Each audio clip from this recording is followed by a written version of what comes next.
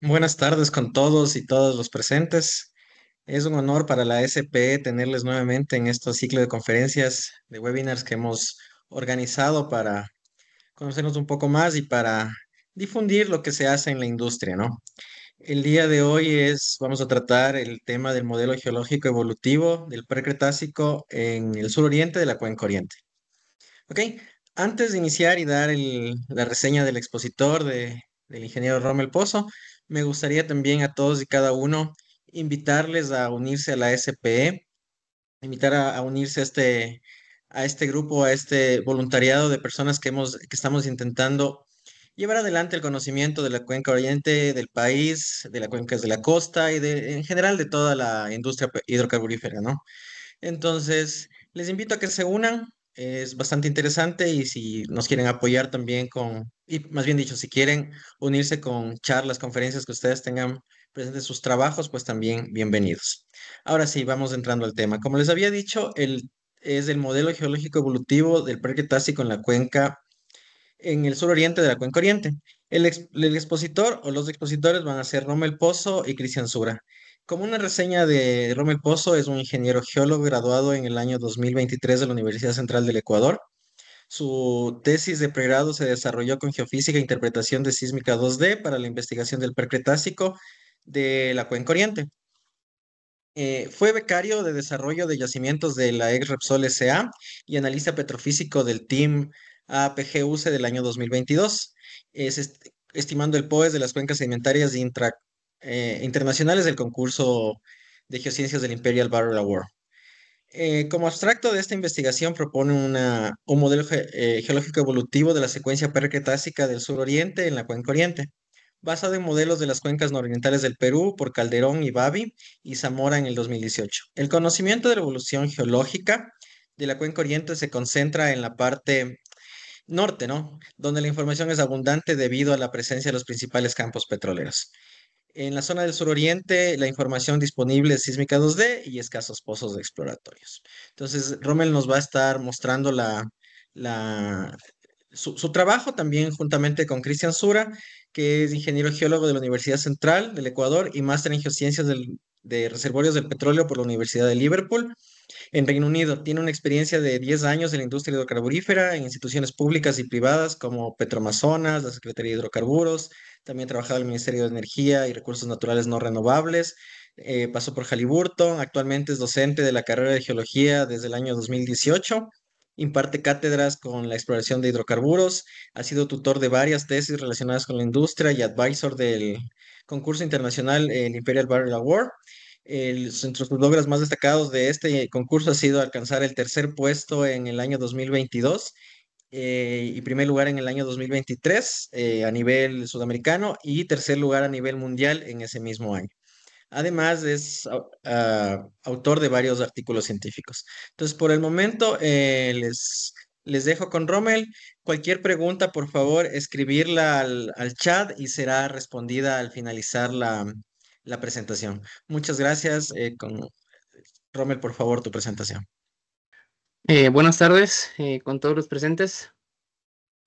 Bueno, para mí es un honor poder presentar eh, este tema de investigación que lo hemos venido desarrollando con mi tutor docente, el ingeniero Cristian Sura, y también agradecer a la SPE por la oportunidad de poder difundir estos avances en las geociencias y también pues poder conocer un poco más sobre la geología del suroriente que es de interés, ¿no? Bueno, como lo mencionó Jairo, el tema de investigación es el modelo geológico evolutivo del Precretácico en el suroriente. Y bueno, aquí en la presentación pueden ver un código QR en el que es el link donde se puede descargar el PDF del artículo científico que publicamos recientemente.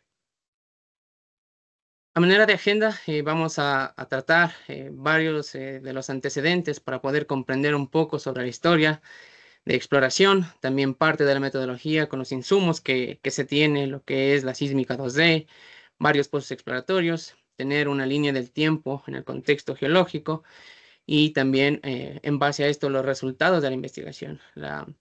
correspondiente discusión y también la propuesta del modelo con las evidencias que se han encontrado y las correspondientes incertidumbres. Bien, como antecedentes se tiene que la historia de perforación o de exploración petrolera se tiene que en el suroriente, específicamente desde los años 79 al año 85, se realizaron varias campañas de adquisición sísmica, varias campañas de 2D, en las cuales pues están compañías como CP, Anglo, Teneco, Unocal y varios pozos exploratorios que de la época de los 80 fue donde se realizaron estos pozos, que pocos de ellos alcanzaron el Precretácico. Como se lo mencionaba, pues el insumo es la sísmica 2D, en la que prácticamente es el insumo principal para poder delimitar y conocer la estructuración del subsuelo en referente al periodo precretácico. Y a su vez es importante poder conocer la evolución, los estudios que se han realizado en Cuenca Oriente en el Precretácico. Pues cabe mencionar que se tiene las investigaciones de varios expertos en geología como Marlon Díaz, que realiza la estructuración del Precretácico en la zona centro-norte, también varios de ellos, Andrea Angulo en 2016, Daniel Zúñiga también, que presenta parte de estas investigaciones que pues, nos permiten comprender de mejor manera la evolución desde el Precretácico hacia las secuencias más recientes, ¿no? También importante mencionar los modelos tectónicos, ¿no? Para poder comprender los ciclos tectono-sedimentarios. Es muy importante pues comprender que los modelos tectónicos se los establece en base a estudios estratigráficos, estructurales, el análisis de la sísmica y poder entender cómo influye la tectónica en la evolución. El estudio de las fases sísmicas es muy importantísimo para poder definir, ¿no? En dónde se tiene zonas estables, zonas, digamos, con intensidad o la dinámica de los esfuerzos tectónicos y el cierre de varias de las estructuras o de la cuenca precretácica en este caso. Y comprender últimamente cómo sería el estilo de deformación asociados a los niveles de despegue. Bueno, también es importante parte de los antecedentes comprender, ¿no? Tenemos hacia el norte la zona del levantamiento Napo, en donde se presentan las rocas del Cretácico y también comprender que en la zona norte se encuentra el mayor desarrollo de hidrocarburos, ¿no? Donde se encuentran los mayores campos de petróleos que están distribuidos en los tres plays estructurales. En la zona sur, el levantamiento Cutucú tiende a tener una diferencia, por así decir, que este contiene en afloramientos o rocas exhumadas desde el Jurásico, rocas paleozoicas, que prácticamente nos permite tener de cerca las rocas que nos afianzan, ¿no? A comprender también las distintas perforaciones y encontrar estas evidencias y estos indicios. En la zona centro, la depresión pastaza, pues existe aquí una interrogante, ¿no? De cierta manera, la zona norte presenta ciertas características propias de estos campos, ¿no? Mientras que en la zona sur existe algo que se está ajustando hacia las investigaciones, hacia los nuevos indicios. Sin embargo, en la zona de la depresión pastaza hay una zona de transición. Quizás hay que descubrir cuál es esta incógnita, porque hay una zona transitoria, porque la tectónica, la evolución geológica en esta zona es un poco distinta entre el norte y en el sur.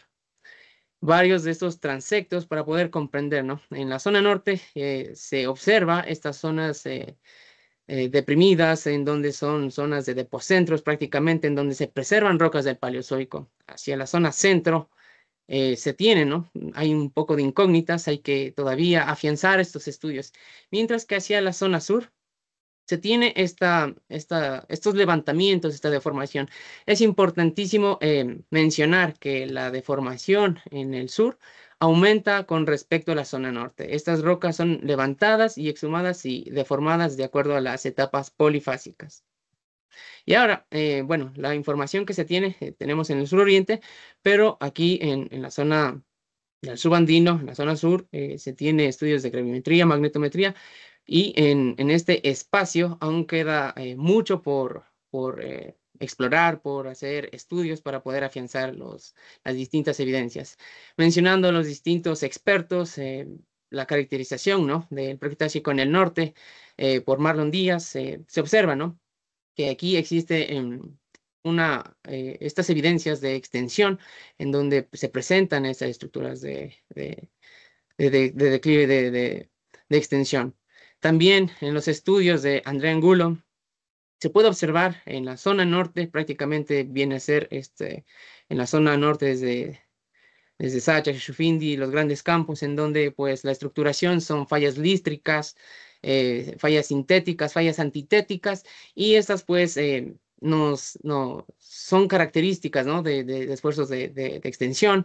Y bueno, aquí también se observa cómo está la configuración del precretácico con ciertas fallas, algunas pliegues anticlinales, que también se lo puede observar en los estudios de Daniel Zúñiga, que es importante observar, ¿no? La configuración del precretácico básicamente tiene que ver con la estructuración de grabens, semigravens, pliegues de tipo rollover, que son estos de aquí, prácticamente que se genera por este asentamiento en las fallas.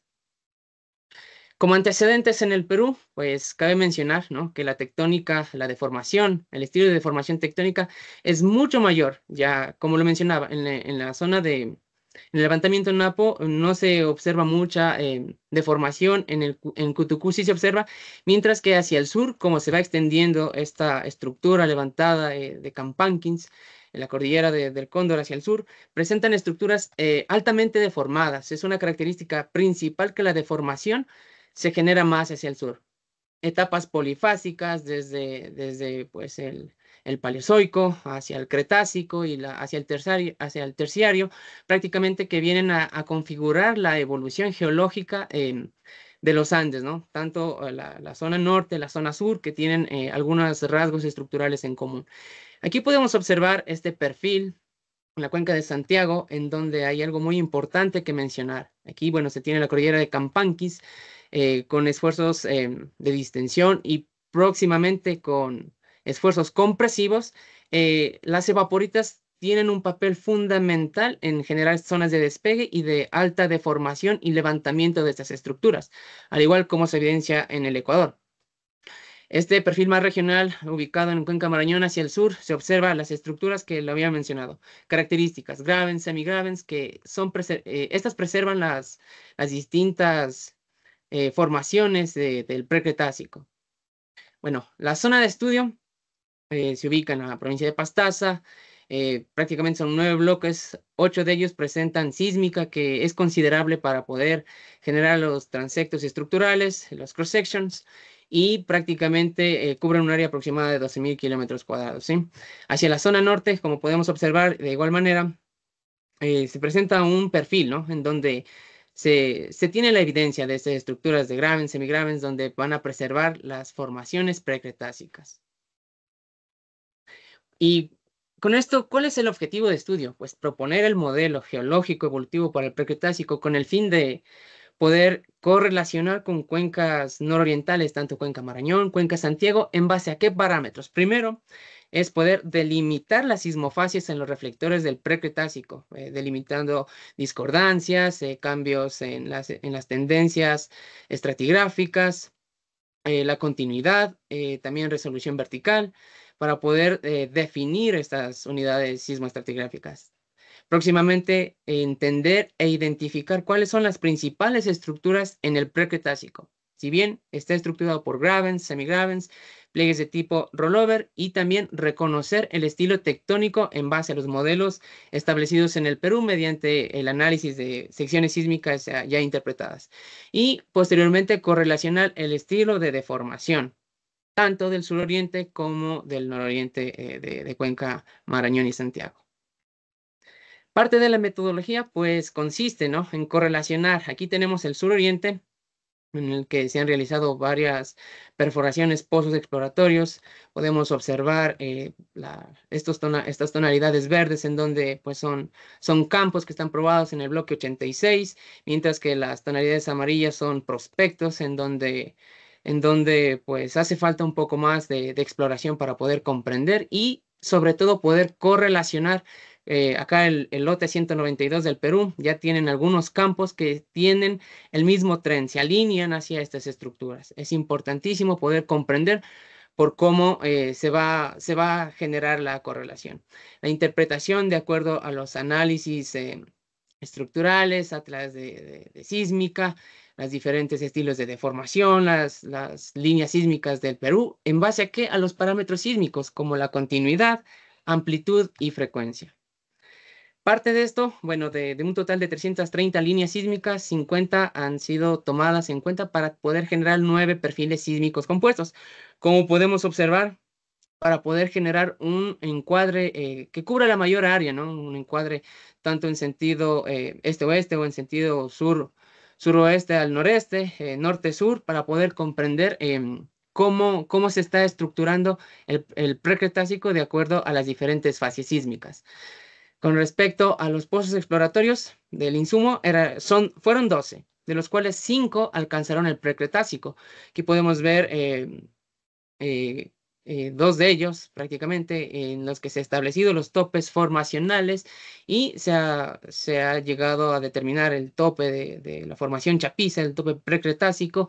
Y es importante también aquí mencionar, ¿no? En base a un informe de Sinopec de 2018, las formaciones perforadas de varios pozos, algunos alcanzaron precretácico, otros pues las zonas de interés, que es el sistema petrolero del Cretácico, y en algunos sí resultaron positivos, ¿no? Los indicios de los hallazgos de crudo prácticamente, pero en otros no. Sin embargo, la información que se tiene nos sirve para nosotros poder entender la evolución y las rocas que también se encuentran estructurando el subsuelo.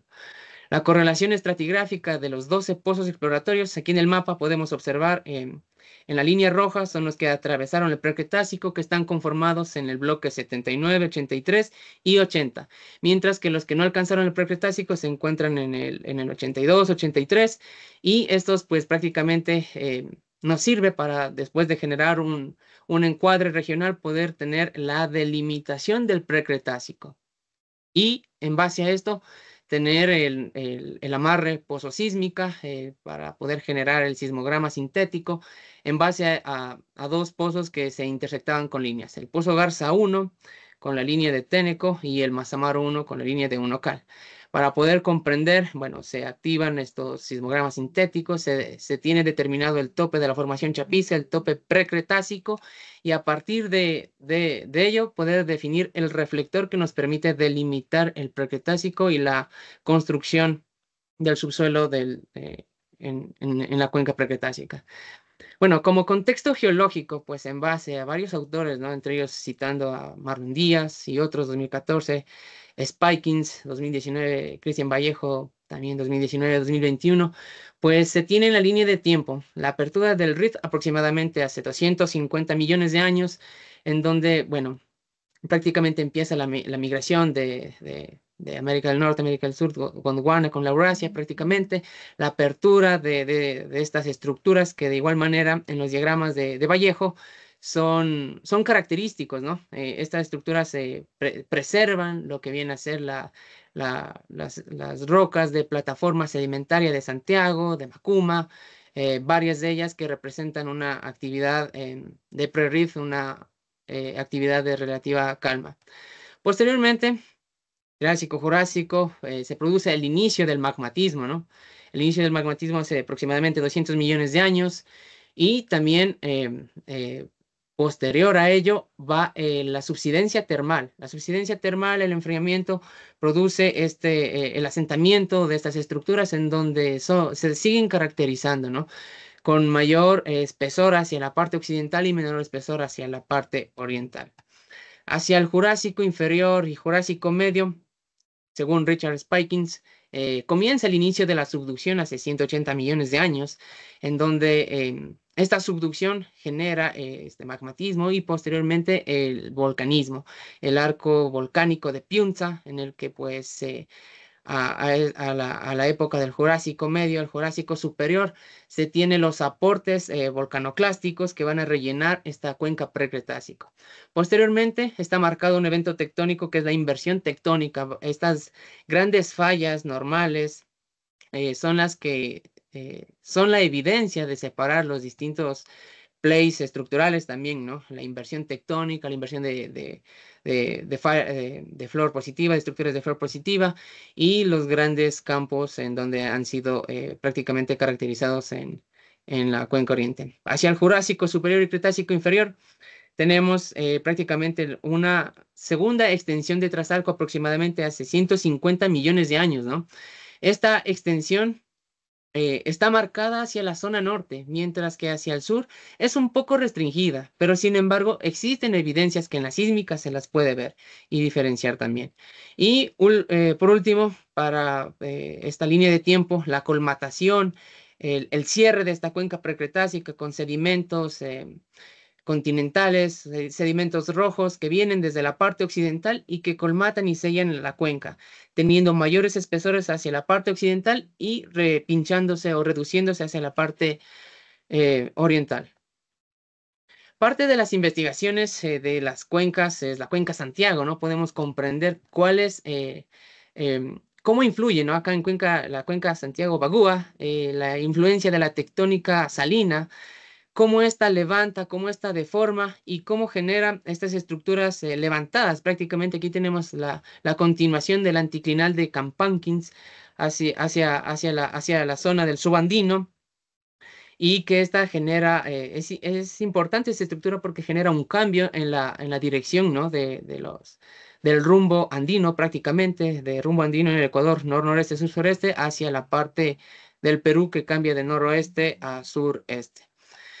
También la estructuración de piel, de estructuras de piel gruesa, prácticamente con grabens, semigravens, y las de piel delgada hacia la parte superior con estos sobrecorrimientos que son característicos en el subandino. Y un punto muy importante es la deformación regional, que está influenciada por la tectónica andina, las deformaciones polifásicas, los distintos eventos tectónicos que se ha tenido durante la evolución geológica han permitido caracterizar y tener ciertas estructuras, ¿no? Estructuras levantadas, estructuras que en primera instancia fueron depocentros hundidos, posteriormente fueron levantados, pero que al final de cuentas caracterizan geológicamente el Cuenca Marañón, Cuenca Oriente, y se heredan algunas de las estructuras. Aquí, bueno, podemos observar parte de un mapa estructural de Cuenca Marañón, en donde se tienen las zonas azules, que son depocentros, lo que viene a ser los gravens, semigravens, y las tonalidades amarillentas son altos estructurales prácticamente. Podemos observar que en el precretácico existe esta estructuración prácticamente, ¿no? En donde se preservan estas estructuras, Copacabana, Ambo, que viene a ser el equivalente con Macuma, Mitu, que se observa la extensión de Mitu aquí en el Ecuador también, y bueno, es prácticamente esta estructuración como se observa. Sin embargo, es importante mencionar aquí, como se puede observar en esta línea sísmica, que en las estructuras de gravens y semigravens, los reflectores sísmicos son bien marcados. Entonces, nos indica, ¿no? Que en estas estructuras se preservan estas estructuras del Permo-Triásico, del Jurásico también, en las que son pues levantadas, deformadas y truncadas. Mencionar también que desde la zona de la Cuenca Santiago y prácticamente cómo se puede observar estas interpretaciones en líneas sísmicas y la interpretación de perfiles estructurales. La deformación, la influencia de la tectónica salina, cómo levanta y deforma. Sin embargo, hay una controversia en las investigaciones en las que pues, se puede observar, ¿no? Los niveles evaporíticos se encuentran sobre el Paleozoico, pero en esta otra línea sísmica, como lo vemos ubicada en el mapa, prácticamente lo que viene a ser acá Situche, donde es uno de los grandes campos que tiene el Perú, las interpretaciones tienen distintos criterios. Como podemos observar, el nivel evaporítico se encuentra sobre esta estructura que le ponen como paleozoico con interrogante. Sin embargo, esta estructura, la interpretación por los mismos autores varios años después cambia, ¿no? Los niveles evaporíticos ya los ponen en esta forma en la que pues prácticamente tiende a generar también por fallamiento estas distintas estructuras. Parte de esta metodología es el picado y la interpretación de los horizontes sísmicos. ¿Cómo se lo hizo? De acuerdo a los pozos que sí atravesaron el Precretácico, poder definir el reflector que nos permita tener este límite precretácico, para posteriormente en los distintos transectos estructurales tener y poder delimitar a través de discordancias y los cambios en la continuidad de los reflectores, amplitud, frecuencia, la disposición de espacio de los mismos y poder definir las los distintos cambios en las fases sísmicas para poder definir esta interpretación. Para ello, la caracterización de las fases sísmicas se tiene 5 fases sísmicas. La primera, que está relacionada a esta estructura diapírica, esta estructura de vaporitas, que presenta una configuración interna caótica, como se observa, y difusa de baja frecuencia, baja continuidad y amplitud moderada, moderada hacia los flancos de la estructura, mientras que en la parte central es muy caótico. La siguiente unidad sismoestratigráfica es la 2, que se ha definido por los reflectores bien marcados, una configuración interna paralela a subparalela, alta amplitud, frecuencia moderada y alta continuidad. La unidad sismoestratigráfica 3 se la definió en base a la unidad 2 y hacia la unidad 4, que son las que presentan alta amplitud y frecuencia, ¿no? Alta continuidad. Sin embargo, esta pues presenta una variación en los espesores que posteriormente a las interpretaciones se van ajustando a lo que va a ser la correlación con Cuenca Marañón y esta pues se extiende hacia el Ecuador. La unidad sismoestratigráfica 4 presenta una configuración interna, ondulada, subparalela, con alta amplitud, alta frecuencia, buena continuidad, como se observa en los reflectores. Y posteriormente la unidad sismoestratigráfica 5 es el relleno de Cuenca, ¿no? Esta presenta una configuración interna paralela, uniforme, de alta continuidad, alta frecuencia y como se lo mencionaba, hacia la parte occidental mayor espesor, mientras que hacia la parte oriental se pinchan estos espesores, ¿no? Se van acuñando. De acuerdo a la discusión del modelo geológico evolutivo del Precretácico para el suroriente, se manejan dos corrientes. La primera está basada en el modelo de Calderón-Babin, en el que se consideran niveles evaporíticos asociados. En este diagrama litoestratigráfico, como se lo puede observar, estos decolments o estos niveles de despegue se encuentran a lo que viene a ser el Permo-Triásico en base a este modelo de Calderón-Babin, ¿no? Y cómo este influye esta tectónica salina para poder levantar y deformar estas estructuras levantadas prácticamente. Y la segunda corriente que también se maneja y que es un modelo, cabe mencionar que nuestro modelo es un modelo híbrido porque se ajusta hacia las dos interpretaciones. El modelo basado por Zamora y Hill está interpretado en base a la actividad extensional en donde se maneja lo que es esta deformación de piel gruesa, estructuración de gravens, semigravens, y también, bueno, en las interpretaciones de ellas solo tienen que hacia la parte del subandino presenta mayor deformación sobre corrimientos, y esto también pues se evidencia en Cuenca Oriente, ¿no? Ok, para continuar, vamos a verificar las evidencias que tenemos para el modelo. Voy a compartir, por favor. Ok, ahora, una vez que bien Rommel ha explicado cuáles fueron los antecedentes, cuáles fueron los modelos que vamos a seguir, cabe recalcar que este modelo evolutivo tiene mucho fundamento eh, por las evidencias que encontramos en la parte norte del Perú, ¿no? Sí. La revisión bibliográfica de lo que hay en el Perú, en la cuenca de Marañón, en la cuenca de Santiago y parte de la cuenca de Guayaga en el Perú han sido fundamentales para entender cuál es el modelo del subsuelo que tenemos en el suroriente, ¿ya? Entonces, vamos a empezar con las evidencias. Primerito hay que tener en claro algo. Lo que nosotros tenemos, o la información que nosotros disponemos es esta. Son secciones sísmicas de los años 80 principalmente, en donde nosotros no podemos observar una buena señal como la que tenemos generalmente hacia la parte del Mesozoico en la cuenca oriente, en donde se ve muy bien, ¿no? ¿Qué es lo que, ¿Qué es lo que vamos a utilizar principalmente para la interpretación o qué fue lo que utilizamos? Básicamente los reflectores que vamos o que tenemos seguridad de que son reflectores, ¿sí?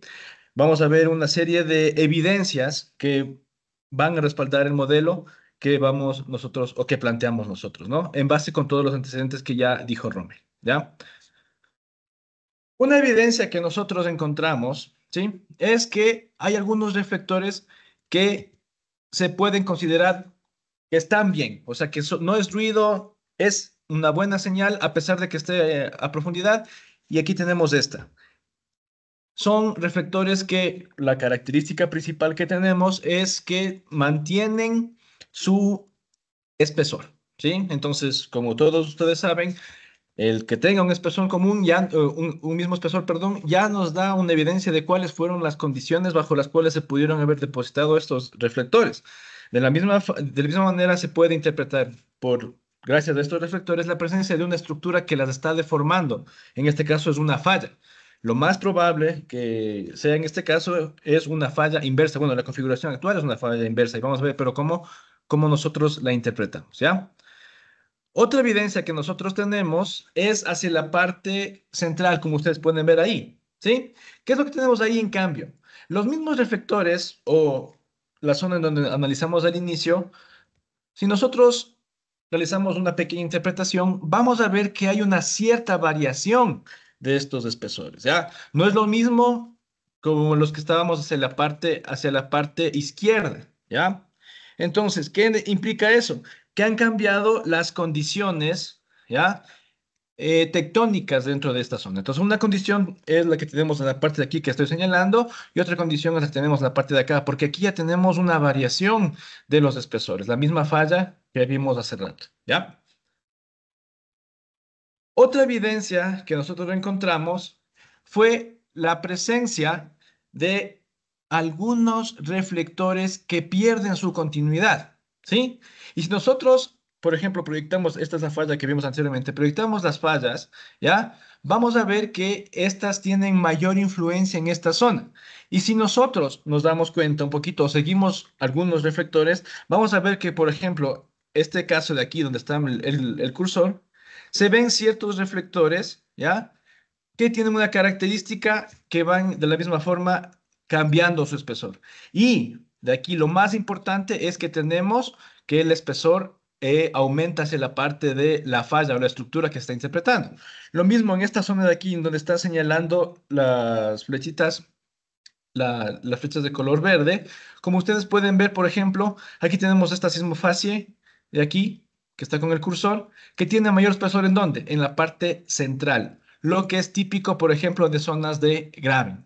Entonces, esta información o estas evidencias que nosotros tenemos nos va a ayudar bastante para entender la configuración del subsuelo y proponer un modelo, ¿no? Algo adicional que nosotros encontramos es que en el subsuelo la respuesta de las amplitudes y frecuencias sí se ajusta a lo que nosotros esperaríamos. ¿A qué me refiero con esto? Por ejemplo, aquí ustedes pueden ver que las amplitudes, ¿sí? Las amplitudes aquí son grandes, comparándolas con la parte superior y también la parte inferior. Aquí nuevamente aparecen amplitudes muy fuertes, ¿ya? Y aquí hacia la parte inferior nuevamente. Entonces, eso nos indica que la sísmica está respondiendo a los cambios litológicos que tenemos en el subsuelo. Por lo tanto, esto también va a ser de gran ayuda para poder corroborar la interpretación que vamos a proponer y sobre todo correlacionar con las litologías, los eventos que encontramos en el norte del Perú, ¿sí? Entonces, con esas aclaraciones, es importante determinar cómo se ha interpretado esto, ¿sí? Esto se ha interpretado generalmente como evidencias de una actividad extensional, en donde nosotros vamos a encontrar las tres etapas características de este régimen tectónico, ¿no? Vamos a tener una etapa de pre-rift, en donde la característica fundamental es la estabilidad tectónica. Generalmente los estratos o las capas, en este caso los reflectores, van a estar depositados de forma horizontal, es decir, vamos a ver que conservan su espesor. ¿Sí? Si nosotros sabemos que conservan el espesor, obviamente podemos asociarla a un periodo de estabilidad tectónica. ¿Qué es lo que vemos después o sobre estas capas de igual espesor? Vamos a ver lo que vimos, lo que les indiqué anteriormente, la presencia de zonas en donde podemos interpretar algunas fallas o estructuras geológicas cuya principal evidencia está en la discontinuidad de los reflectores y también el cambio de espesores o el cambio de dirección, por decirlo así, de algunos reflectores. Entonces, ¿esto cómo se interpreta? Se interpreta que aquí lo que hubo fue una actividad probablemente extensional, ¿ya? Ahora, ¿qué es lo que tenemos también posteriormente a esto? Básicamente tenemos una etapa de post-drift o lo que se llama una subsidencia termal. Aquí vamos a tener o vamos a encontrar una fuerte evidencia en estas zonas, en donde, como ustedes pueden ver, algunos reflectores mueren, por ejemplo, en este caso que no son de tan grande amplitud, mueren contra reflectores que tienen gran amplitud, ¿no? Sí, y vamos a ver la interpretación que proponemos. Entonces, ¿eso qué implica? Implica que durante la etapa final de la extensión, o que se denomina un drift abortado, hubo una subsidencia termal causando la depositación de sedimentos, en este caso reflectores, que tengan terminaciones en un lab contra las litologías ya depositadas, ¿no? Entonces, esta es una primera interpretación que tenemos de esta zona, ¿ya? Ahora, ¿qué es lo que pasa? Nosotros también podemos darnos cuenta que donde está, por ejemplo, la flechita amarilla, ¿sí? Aquí tenemos una configuración de que los estratos se van adelgazando, se van apretando hacia la parte donde está más cerca la flechita amarilla. ¿Cuáles pueden ser las causas de esto? Bueno, existen algunas interpretaciones. Dentro de las principales es que hay algo que está saliendo, que quiere salir por la parte del subsuelo, típico de zonas de evaporitas, ¿ya? Este tipo de estructuras se encuentran relacionadas en zonas de evaporitas. Aquí en esta imagen, en la parte inferior izquierda, es un modelo, bueno, es un paper que trata acerca de los modelos de los drag faults, de los pliegues de arrastre que nosotros podemos tener asociados a la intrusión de un cuerpo, en este caso puede ser evaporítico, ¿no? Y aquí nosotros tenemos como un modelo, más bien dicho, en donde la actividad tectónica salina está influenciada por actividad extensional previa. Vemos cómo evoluciona la intrusión, en este caso de la parte vaporítica, y después, como cambian las condiciones, ya se comporta de distinta forma. Algo parecido a lo que tenemos aquí, ¿ya? Entonces, es otra evidencia que tenemos en esta zona, ¿ya? La siguiente evidencia de otro evento geológico es un periodo de inversión. Aquí ustedes pueden ver en las flechitas de color morado, se puede ver cómo los estratos o los reflectores que pudieron haberse depositado bajo un régimen de subsidencia termal, ya fueron posteriormente deformados, ¿sí? Y esta deformación se la interpreta que es anterior incluso a la depositación de estos estratos que, como ustedes pueden ver, se depositaron de forma también paralela o subparalela, si ustedes quieren, ¿ya? Entonces, estas pequeñas observaciones, o estas, más bien dicho, estas grandes observaciones, nos dan una idea de qué es lo que está pasando en el subsuelo. Es lo que tenemos, ¿sí? Ahora, esto es una interpretación que nosotros le hemos dado a esta zona, pero ahora con la única información que nosotros tenemos, lo que podemos hacer es intentar mejorar la señal. ¿Para qué? Para poder, sobre todo, fundamentar lo que estamos interpretando. Aquí se aplicaron una serie de atributos sísmicos que, de alguna manera, nos ayudan a mejorar la señal que tenemos en el subsuelo, ¿ya? ¿Cuáles son las principales características de esto? Esto quiero que vean un poquito, que se vea un poquito mejor. Miren, por donde está mi cursor, ¿sí? Parece que son facies que se relacionan o que fueron depositadas en un mismo tiempo. ¿Y cuál es la tendencia? En deformarse, continuar hacia una zona y después continuar hacia la parte de acá. En esta línea sísmica que es, si mal no recuerdo, la 522, ¿ya? En esta línea sísmica, aquí, esta zona, nosotros no tenemos buena señal. Se ven algunos patrones que se parece que se repiten acá, pero en general no es tan buena la señal. Pero en otras líneas sísmicas paralelas a esta de aquí, se ve que esta zona sí, evidentemente tenemos reflectores parecidos a los que tenemos en la parte de acá, ¿no?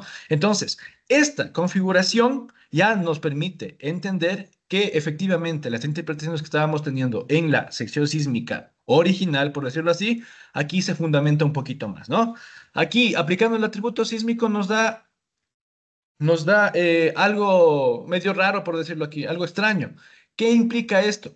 Sí, ustedes pueden ver que esta esta parte de aquí, que puede ser igualita a la parte de acá, está bajando, ¿sí? Hay algo extraño que pasa aquí. Esto va a ser posteriormente, bueno, vamos a analizarlo con otra tesis, pero aquí ya nos está indicando algo fuera de lo común en relación a lo que tenemos en la parte central, ¿no? ¿Sí?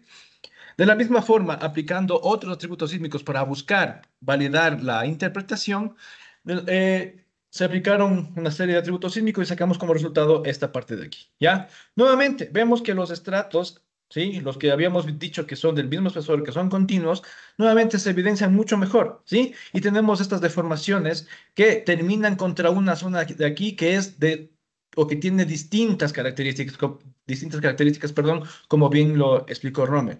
Es distinta la respuesta sísmica en esta zona y acá tenemos algo parecido. No se ve tan bien, pero podemos ver que hay algunas tendencias a la horizontalidad en lo que puede ser señal sísmica. ¿Ya?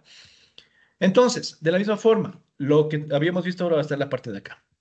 De la misma forma, nuevamente, a intentar respaldar nuestra teoría o entender qué es lo que está pasando en el subsuelo, aquí, por ejemplo, se aplicó un atributo que se denomina impedancia acústica, ¿sí? En donde, ¿cuál es la principal función? Es resaltar las zonas en donde la impedancia acústica aumenta, es decir, cambios litológicos, ¿ya?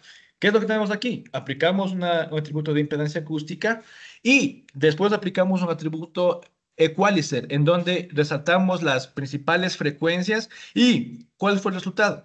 Que aquí estas facies, como ustedes pueden ver, o estos reflectores, perdón, como ustedes pueden ver, ya, aquí cambia totalmente. Aquí tenemos los reflectores cuya continuidad se puede inferir, ya, claramente, y aquí tenemos los reflectores mucho más caóticos, donde no tenemos ninguna continuidad, ¿ya? Entonces, nuevamente, lo que estamos haciendo es modificando la información, bueno, no modificando, sino aplicando algunas operaciones a nuestra información para poder determinar de mejor manera qué es lo que está pasando en el subsuelo.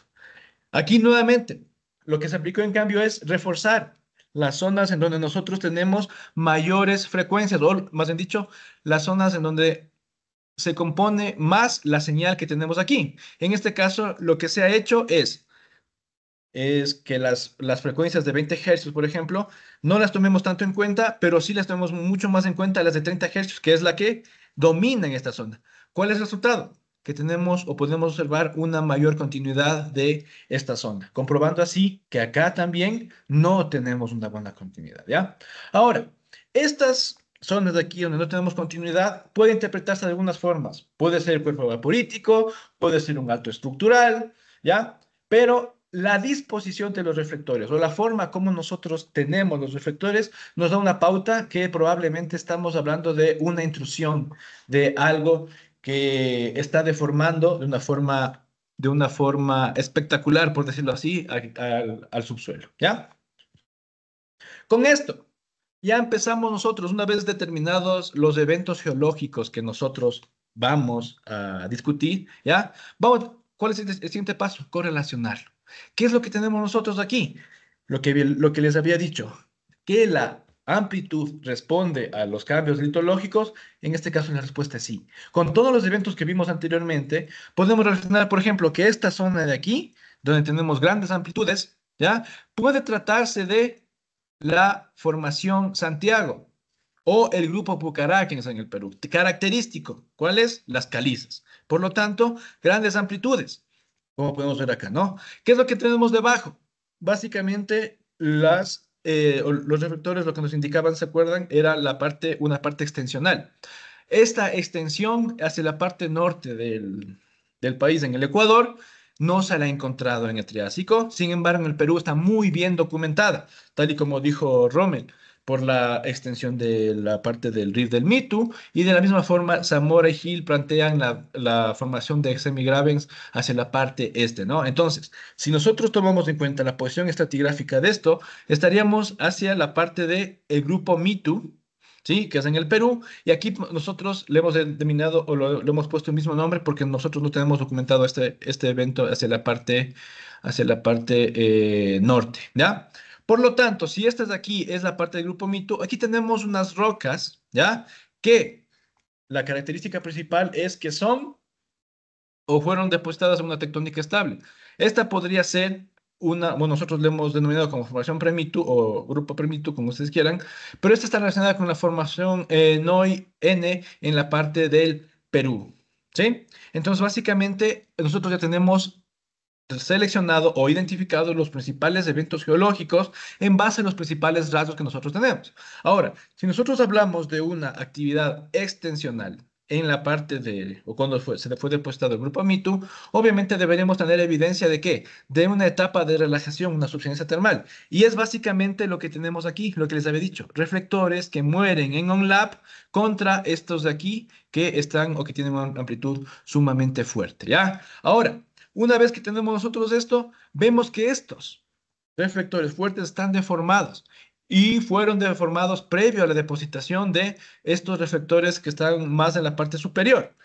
Esto lo que nos da una idea es que tenemos un evento geológico que hizo que estos estratos o estos reflectores se deformen. Una actividad compresional probablemente, y de hecho, estudios recientes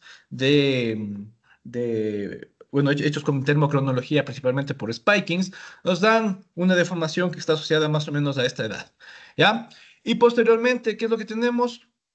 Una depositación de sedimentos, como ustedes pueden ver de forma subparalela, ¿ya? Que, de acuerdo a la posición estratigráfica, podrían ser o podrían tratarse de lo que nosotros determinamos como la malformación Chapiza, sí, Sarayaquillo en el Perú.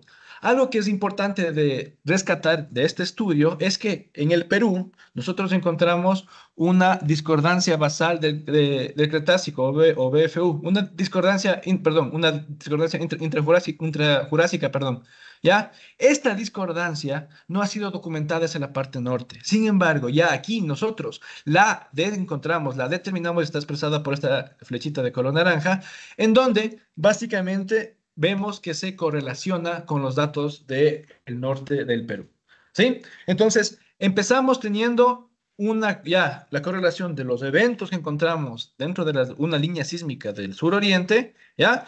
Ahora a los eventos regionales, sobre todo en la parte de la cuenca Marañón en el norte del Perú, ¿sí? Ok, una vez que tenemos esto, lo siguiente fue interpretar las otras líneas sísmicas para establecer al menos un modelo del precretácico en el suroriente. Aquí vamos a apoyarnos principalmente en algunos aspectos que son fundamentales, ¿ya? Aquí tenemos la línea 546, como ustedes pueden ver, está localizada en la parte de acá, ¿ya? ¿Cuál es la característica aquí? Ya, nosotros identificamos un evento geológico, en este caso extensional. Ahora, en el Perú, ¿cuánto más o menos dura este evento? Generalmente es de un segundo. Aquí en el Ecuador, la misma forma. Aproximadamente un segundo el espesor de este evento tectónico identificado, ¿ya? Entonces, todo lo que les había dicho, los onlaps, las discordancias, la separación por sismofacies, los cambios de amplitudes, nos dan una idea de que los eventos geológicos, a pesar de que las líneas sísmicas o la señal sísmica es mala, todavía se pueden identificarlos, ¿no? Entonces, estas onlaps se pueden determinar en esta zona. Aquí vemos con este recuadro rojo, este recuadro naranja es una ampliación un poquito más grande, y acá en el recuadro verde. Como ustedes pueden ver, son zonas, son depresiones, ya que están relacionadas con zonas donde hubo una actividad extensional previa. Por lo tanto, un evento geológico post-drift o de subsidencia termal. ¿Sí? Esta ya es otra línea, ya no es la misma línea que estábamos analizando antes, ¿no? ¿Sí? Ahora, si nosotros ya identificamos eventos geológicos hacia la parte principalmente oeste, ¿ya? Hacia la parte este, en los modelos basados en Zamora y Hill, la principal que tienen ellos es la formación de semigraves o de graves también en la parte del Precretácico. ¿Ya? Aquí tenemos una línea sísmica que corta casi toda la cuenca de Marañón, ¿ya? Y en esta parte tenemos los altos estructurales en amarillo y los semigravens o gravens en color celeste, ¿ya? ¿Esta tendencia la podremos identificar acá? Pues claramente sí. Y esta es la que nosotros encontramos. Evidencias de semigravens o de gravens, donde tenemos también zonas con gran amplitud que podría correlacionarse con la formación Santiago ¿ya? Y también el relleno sedimentario de la formación Chapiza, ¿ya? Algo que es importante de rescatar de esto es que nosotros, como bien dijo Romel, hicimos un modelo híbrido. Utilizamos ambas evidencias para poder establecer qué es lo que está pasando en la parte suroriente del Ecuador, ¿ya? Ahora, nuevamente, el modelo de Zamora y Gil. Aquí tenemos una línea un poquito más grande, es más en la parte norte, ¿sí? Y nuevamente, aquí la diferencia principal es que nosotros interpretamos, nos interpreta como un alto estructural que puede ser de Paleozoico indiferenciado, que es lo que interpreta de alguna forma Zamora y Gil, ¿no? Entonces, si nosotros correlacionamos los eventos que encontramos dentro de esta investigación, ¿ya? Con los eventos que se proponen o se proponen en el modelo de Calderón-Baví y de Zamora y Gil, podemos ver cierta correspondencia. El nivel evaporítico que Calderón-Baví lo señala, que es el responsable de la mayor deformación, mayor acortamiento que tenemos en los Andes peruanos, es el nivel evaporítico que está aquí, ¿ya? Estratigráficamente se correlaciona con lo que nosotros encontramos en nuestro estudio. Entonces, la correspondencia de los eventos geológicos, los niveles de despegue, las deformaciones encontradas, es casi perfecta, por decirlo así, o se correlacionan bastante, ¿ya? Con esto, lo que nosotros quisimos establecer es un modelo geológico esquemático de qué fue lo que pudo haber pasado en el subsuelo del suroriente, ¿ya? Como les había dicho, aquí las primeras formaciones, ¿sí? Se depositaron de forma horizontal, ¿sí?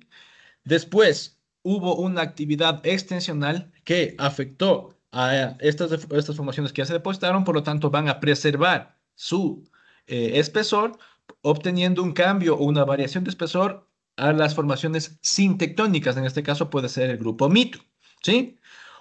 Como nosotros tenemos una actividad extensional sumamente fuerte, lo más probable es que si se depositaron evaporitas dentro del Paleozoico, ¿sí? O el nivel evaporítico existió, lo más probable es que haya una removilización por zonas de debilidad. Y esa puede ser una explicación de por qué tenemos la formación de un domo de sal o domo de evaporitas en esta zona de aquí, ¿ya? Continúa la extensión, se afectan estratos mucho más superiores y la actividad de ascenso del domo continúa afectando o ascendiendo. Posteriormente hay la parte de cese de la extensión y por lo tanto una relajación térmica, una subsidencia termal, en donde se depositan las rocas, los carbonatos de la formación Santiago, ¿sí? Y hay una deformación posterior, que es una evidencia de una inversión. Probablemente aquí ya se dio una primera inversión y tenemos que están deformados estos reflectores, ¿ya? ¿Qué es lo que pasó después?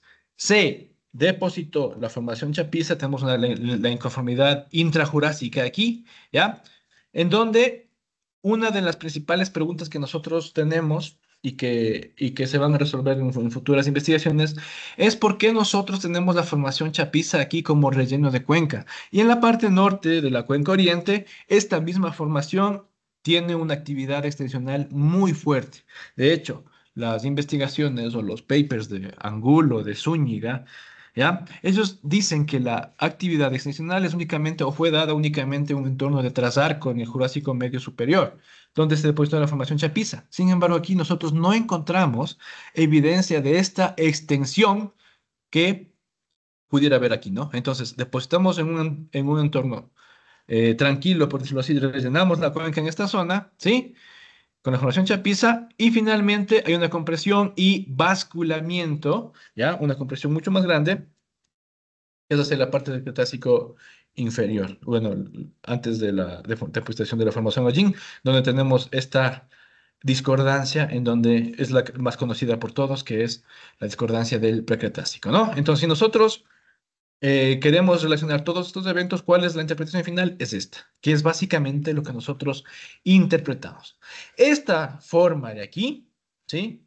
Que ya la vimos que podría tratarse, es una interpretación de nosotros, podría tratarse de un nivel evaporítico, ¿ya? Está presente a lo largo de algunas zonas de la parte norte. Aquí tenemos un mapita en donde se mapeó con la información disponible y la más y la que mejor señal tenía, obviamente, como dijo al inicio Rommel, se mapeó esta y vemos que tiene una tendencia en este sentido, ¿sí? Ahora, si nosotros mapeamos, por ejemplo, aquí estamos mapeando el tope prequetácico, ¿sí? Esa sería la configuración que se tiene, como ustedes pueden ver, una configuración en donde aquí están los más altos, aquí y las partes más bajas están hacia la parte oeste, ¿ya? ¿Qué es lo que pasa si mapeamos, en cambio, el tope del grupo mito, o lo que interpretamos con el grupo mito? Aquí tenemos ya la formación o la parte de los domos o puede ser incluso un solo cuerpo, ¿ya? Que es típico de zonas de evaporitas, en donde vamos a tener esta disposición, ¿no? Entonces se ve que hay el cambio dentro de la estructuración del subsuelo, ¿ya? Como toda investigación, aún nos queda algunas incertidumbres, ¿sí? ¿Qué es lo que pasa con las evaporitas? ¿De qué edad son? Como bien dijo Rommel en la parte inicial de la presentación, ni en el mismo Perú, en donde tienen bien estudiado estas deformaciones y la presencia de estas evaporitas, se ponen de acuerdo en una edad de las evaporitas. Pero nosotros hemos trabajado con el estudio más reciente, que es en este caso de Calderón Babi, ¿ya? Otra incertidumbre que tenemos es semigravens al este, ¿ya? Tenemos la presencia de algunos semigravens hacia la parte este, ¿ya? ¿Y cómo se correlacionan esto con la parte norte? ¿Sí? Es algo que todavía tenemos o debemos investigar. La secuencia premitu. ¿Qué es lo que pasó durante la deposición de esta secuencia? Aquí vale recalcar una cosa, que de ser de la edad que propone Babi y Calderón, ¿ya? La misma edad que estamos teniendo nosotros, probablemente estamos ante la presencia de una secuencia primito. Pero de cambiar las edades, ¿ya? Probablemente lo que tendríamos ahí puede ser Macuma o Pumbuisa. Todo depende de cuál sería la edad que tenemos dentro de las evaporitas. Pero hasta lo que nosotros lo interpretamos como que es una secuencia de premito. ¿Sí? Ahora, otra de las incertidumbres es lo que les había dicho hace rato. Aquí está la formación chapiza. ¿Qué fue lo que pasó para que nosotros tengamos un relleno de cuenca en esta zona con estratos o reflectores subhorizontales? ¿Qué fue lo que pasó? ¿Y por qué hacia la parte norte tenemos, en cambio, variación de espesor, una actividad extensional típica, ¿ya? De trasarco, que está muy bien documentada y se habla en papers, por ejemplo, de Spikings y Vallejo, está muy bien documentado esto, ¿no? Ahora, otro aspecto fundamental es que la gran mayoría de las evaporitas que se mapean en el Perú, en la parte norte, están ubicadas generalmente hacia la parte oeste, ¿ya? ¿Qué implica esto? Mayor deformación. Allá está probado que los niveles de despegue evaporíticos son los que mayormente deforman a la cordillera e incluso separan a las cuencas sedimentarias, como por ejemplo aisló a Santiago de la cuenca de Marañón. Aquí no tenemos bien entendidos niveles, cómo es que funciona esta deformación, o más bien dicho, no es la misma deformación del Perú que la que tenemos aquí en el Ecuador. Sin embargo, como bien dijo Rommel, por ejemplo, la cordillera de Campanquins, ¿ya? Esa continúa menos hacia la parte más al sur del Ecuador. Entonces sabemos que ahí sí hay influencia de vaporitas. Nosotros encontramos estos en la parte este, ¿ya? Entonces viene la pregunta, ¿por qué tenemos nosotros una evidencia? De hecho, estábamos analizando otras líneas sísmicas que encontramos con Rommel, ¿sí? Y evidencia de esto se ven también en otras líneas sísmicas más hacia el sur, ya en el Perú, ¿ya? Ahora, ¿por qué tendremos tal vez evaporitas hacia la parte más hacia el este? ¿Tendrá que ver algo con el rol de la historia geológica del noroeste de Sudamérica? Como todos ustedes saben, la parte del noroeste de Sudamérica tiene una historia geológica muy distinta a la que tiene Perú. Entonces, quizá eso está afectando para tener unos niveles evaporíticos más hacia el oeste en esta zona. Es algo que también debemos empezar a pensar en futuras investigaciones, ¿ya? Ahora, ¿qué implica esto? ¿Ya? Dentro de las incertidumbres que nosotros también tenemos asociados, aquí tenemos un mapa de anomalía residual que fue desarrollado con datos gravimétricos libres, ¿sí? Por lo tanto, no tienen una buena resolución, pero al menos para influencias de anomalías profundas, por decirlo así, ¿ya? No locales, ¿ya? Sí podemos tener una idea, qué es lo que está pasando aquí. Ustedes pueden ver que aquí hay este esta anomalía, ¿sí? Gravimétrica, que cambia la dirección en esta zona. Aquí también tenemos esta anomalía. Aquí está la zona de estudio que fue hecha en esta parte de la derecha de acá, ¿ya? ¿Hay algo distinto entre esta zona y la parte norte? Indudablemente, bajo mi criterio, sí. ¿Sí? Hacia acá es donde debemos nosotros apuntar. ¿Y queda evidenciado esto?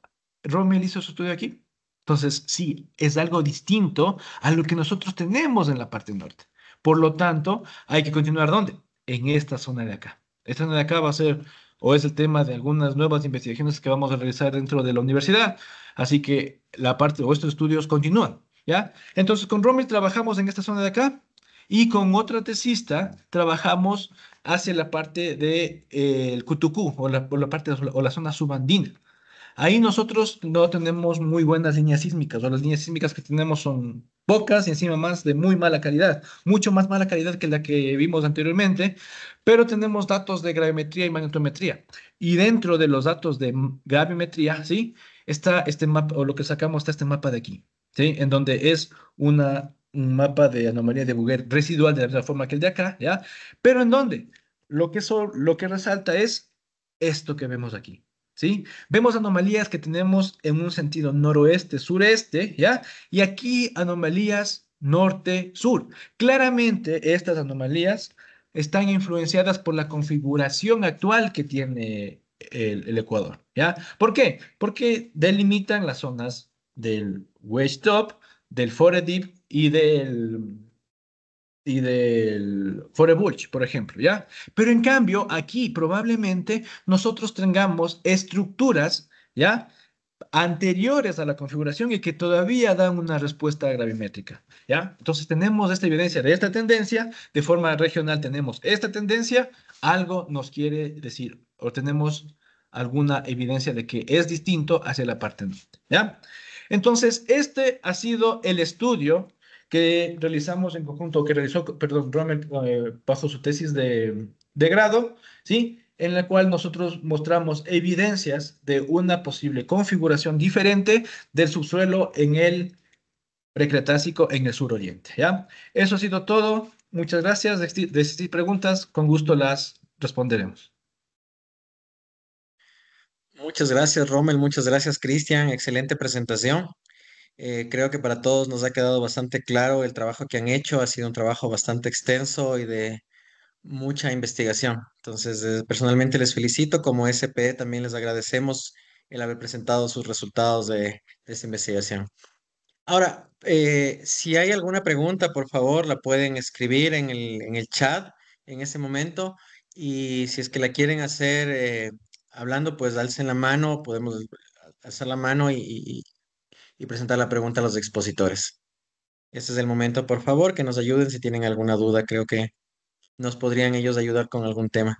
Eh, Jorge Toro tiene una pregunta. No sé si nos pueden ayudar abriendo el micrófono. Bueno, primero muchas gracias por la presentación a los ingenieros Pozo y a mi estimado colega Cristian. Muy buenas noches. Eh, Sobre las evaporitas, estos niveles de despegue y los depósitos que se forman y las estructuras de extensión que se forman mayormente al norte del Perú. Este, Hay eh, algunos trabajos del doctor Thierry Semperé en Perú que habla de la edad de las evaporitas de ese nivel, por lo menos del Triásico inferior. Entonces habría que tomar en cuenta esa edad y también hay unas referencias, yo conozco del pozo Tambococha 1, donde hay también evaporitas, pero las edades podrían ser diferentes, podrían ser Jurásico inferior. De ser así que las edades de estas evaporitas al sur o en el extremo suroriente de la cuenca oriente y en la parte oriental son diferentes, ¿cómo cambiaría la interpretación del modelo que ustedes están proponiendo en este momento? Ok, estimado doctor, muchas gracias por su pregunta.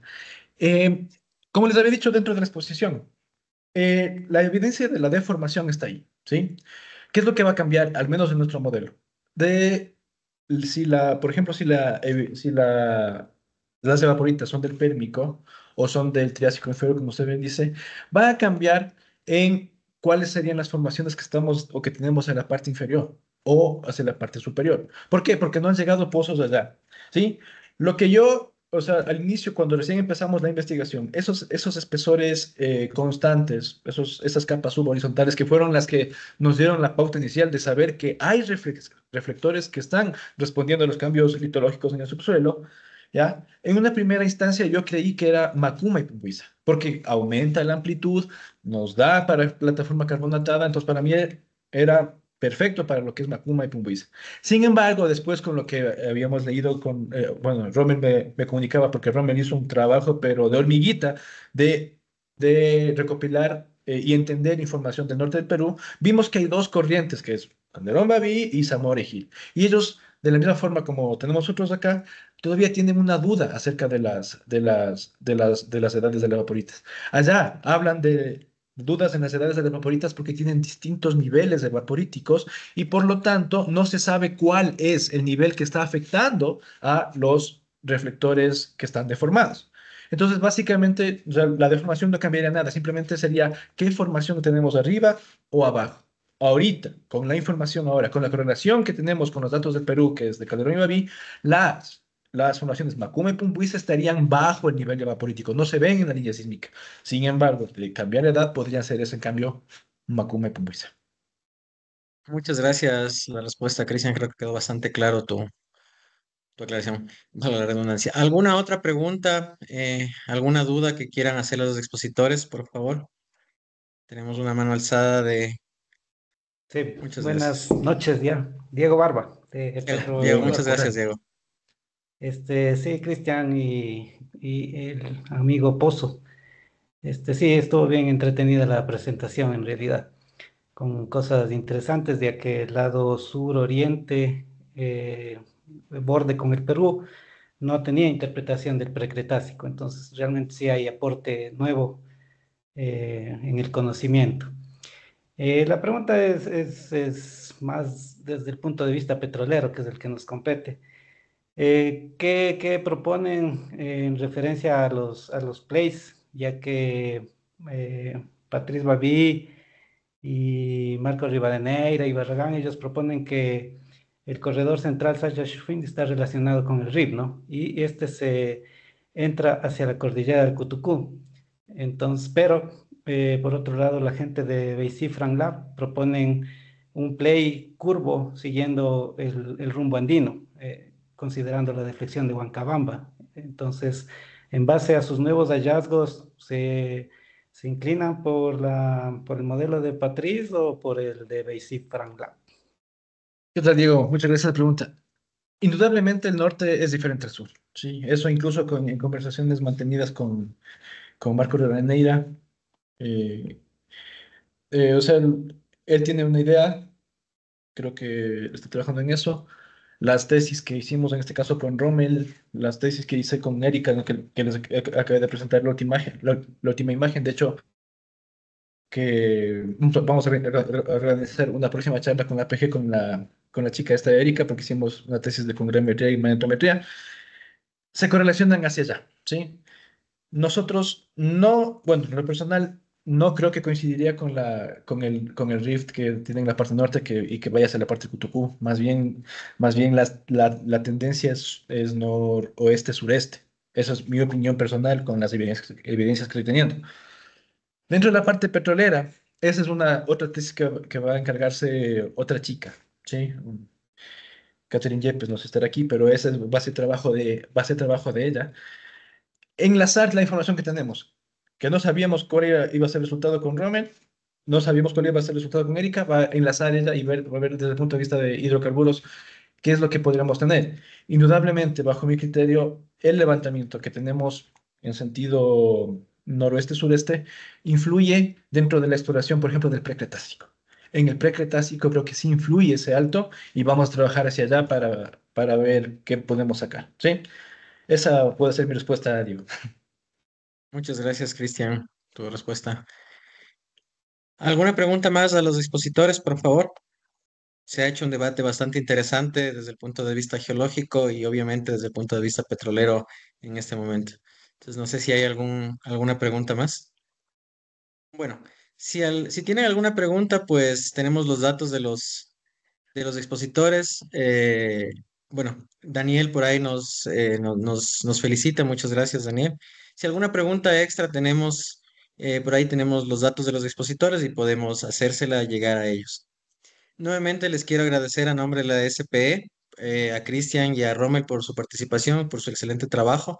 A todos y cada una de las personas que se dieron el tiempito de escucharnos un rato, estas charlas nos ayudan a divulgar, a aumentar el conocimiento de la Cuenca Oriente, ¿no? Que parece que está bastante estudiada, pero siempre hay nuevas cosas que aportar y que estos trabajos nos ayudan y nos dan mayor información de la Cuenca Oriente. Nuevamente les invito a que participen como miembros de la SPE. Vamos a seguir en estas charlas. Les invito a que se sigan uniendo. Van a ser los jueves de charlas. Si ustedes tienen también a todos los participantes algún tema que quieran compartir, pues se pueden comunicar a nuestra directiva, liderada por la ingeniera Marilisa Barragán y o cualquiera de nosotros que en el grupo. También les animo a que se unan al grupo de WhatsApp donde sabemos compartir información, donde se suele compartir información de actualidad, donde tenemos ciertos debates de la industria petrolera nacional e internacional. Eso es todo. Muchas gracias nuevamente. Quedamos atentos y pendientes a la próxima semana para una nueva presentación. Gracias. Hasta luego. Muchas gracias.